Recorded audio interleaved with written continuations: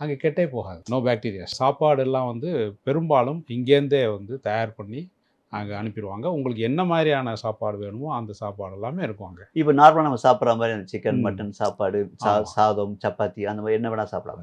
அதாவது அது எல்லாமே பேக்டு ஃபுட்ஸ் வந்து போகுது. ஓகே. எனக்கு தெரிந்து ஒரு நேரத்தில் ம்.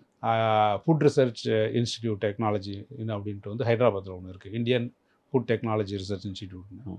அங்கேருந்து கூட வந்து சப்பாத்திஸ்லாம் வந்து அனுப்பியிருக்கிறாங்க. ஓ!